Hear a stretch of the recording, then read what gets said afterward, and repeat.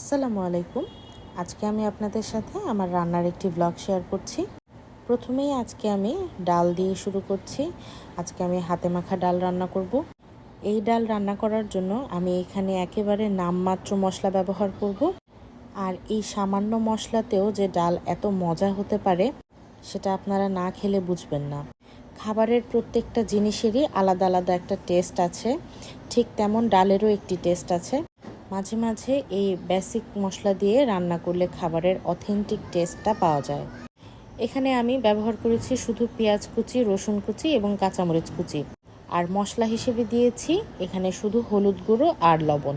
এরপরে আমি হাত ধুয়ে পানি দিয়ে ডালটা বসিয়ে দিলাম, আর পাশের চুলায় আমি রান্না করে নিচ্ছি করলা ভাজি। করলা ভাজি করার জন্য প্রথমে আমি একটু পেঁয়াজ আর কাঁচামরিচ একটু লাল করে ভেজে নিয়েছি। এরপরে আমি কুচি করে কেটে রাখা করলা আর আলুটা দিয়েছি। করলার মধ্যে আলু দিলে আমার এটা ডাল দিয়ে খেতে খুব ভালো লাগে, এজন্য আমি যখন রান্না করি তখন আমি একটু আলু দেওয়ার চেষ্টা করি। আমার আম্মু যখন রান্না করে তখন কিন্তু আলু দেয় না, শুধু করলা ভাজি করে, কিন্তু আম্মুর করলাটা খেতে এত যে ভালো লাগে। তো যাই হোক, এবার আমরা ডালটা সিদ্ধ হয়ে গিয়েছে, একটু আমি ঘেটে নিচ্ছি ডালটা। পুরোপুরি ম্যাশ করার দরকার নেই, বাট একটু হালকা ম্যাশ করে নিলেই হবে। এভাবে ডাল রান্না করাটা আমার জীবনের একটা বিশাল অংশ জুড়ে রয়েছে। ছোটবেলার একটা বড় সময় এভাবে ডাল রান্না খেয়েই কেটেছে। এভাবে ডাল রান্না করলে আলু ভর্তা আর ডিম ভাজা দিয়ে খেতে কিন্তু আমার খুব ভালো লাগে। ছোটবেলায় মাঝে মাঝে রাতের বেলা এই খাবারটা খেতাম।